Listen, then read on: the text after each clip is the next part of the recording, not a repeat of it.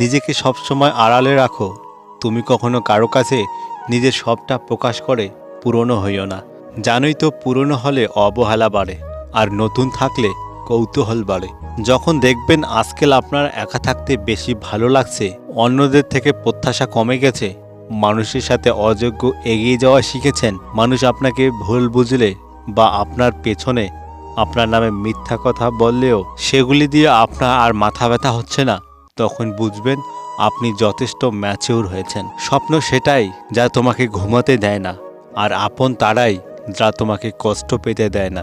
গভীর রাতে সবাই প্রিয় মানুষগুলোর সঙ্গে চ্যাটিং করে না। কেউ কেউ এমনও আছে যে পুরনো এসএমএসগুলো দেখে আর ভাবে মানুষ কত সুন্দরভাবে মিথ্যা কথা বলতে পারে। জীবনের সব থেকে বড় ভুল না চেনে না জেনে কারোর সাথে সম্পর্ক তৈরি করা।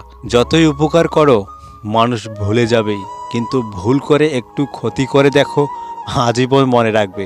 সেই সম্পর্ক কখনো ভাঙে না যে সম্পর্কটা টিকিয়ে রাখার জন্য দুজনেই সমান চেষ্টা করে। গুরুত্ব দিলে বিরক্ত, আর না দিলে অভিযোগ, এইভাবেই শেষ হয়ে যায় দুই মনের যোগাযোগ। ব্যস্ততার মাঝে নিজেকে যতই লুকিয়ে রাখা হোক না কেন, পুরনো স্মৃতি সব সময় পিছনে লেগেই থাকে। ভালোবাসা নাকি মানুষ বদলে যায়?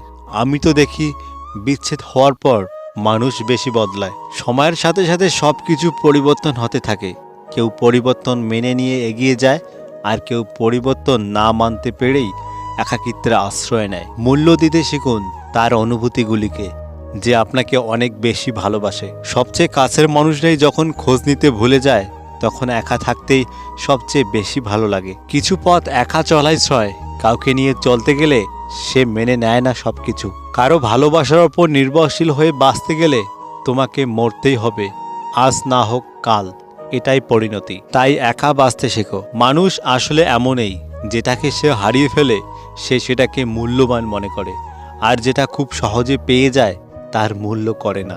আপনি যাকে গুরুত্ব দিচ্ছেন তার আচরণে যদি বুঝতে পারেন তার কাছে আপনার তেমন কোনো গুরুত্ব নেই, তাহলে আপনার উচিত তাকে গুরুত্ব দেওয়াটা কমিয়ে দেওয়া। কারণ যে যেমনটা করে তার পরিবর্তে তেমন হওয়াই উচিত, না হলে সে আপনাকে সস্তা ভাববে। সময় নেই, এই কথাটা আসলে ভুল। সময় সবারই আছে। কেউ যদি চায় হাজারো ব্যস্ততার মাঝেও সে একটুখানি সময় ঠিকই বের করতে পারে।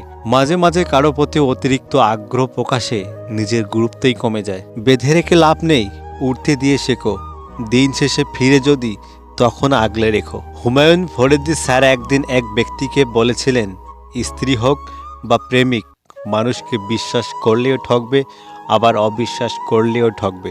তবে অবিশ্বাস করে ঠকলে যে ঠকিয়েছে সে ঠকানোর আনন্দ পাবে, কিন্তু বিশ্বাস করে যদি ঠকে যাও তাহলে যে ঠকিয়েছে সে সব সময় তোমার সামনে নিচু হয়ে থাকবে।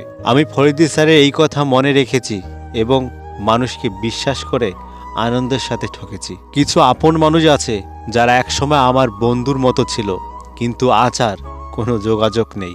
মাঝে মাঝে হঠাৎ দেখা হয়ে গেলেও আমার চোখের দিকে তাকিয়ে কথা বলে না। তখন ফরিদি স্যারের কথা মনে পড়ে। আমি ফরিদি স্যারের প্রতি কৃতজ্ঞতা অনুভব করি।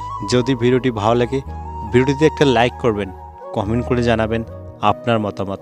যদি ভিডিওটি ইউটিউব থেকে দেখেন তাহলে চ্যানেলটিকে সাবস্ক্রাইব করে রাখবেন, আর যদি ফেসবুক থেকে দেখেন তাহলে পেজটিকে অবশ্যই ফলো করে রাখবেন। আর হ্যাঁ, নিজের খেয়াল অবশ্যই রাখবেন, কারণ এই স্বার্থপর পৃথিবীতে আপনার খেয়াল কেউ রাখবে না। দেখা হচ্ছে পরের ভিডিওতে, ততক্ষণ সুস্থ থাকবেন। Good bye.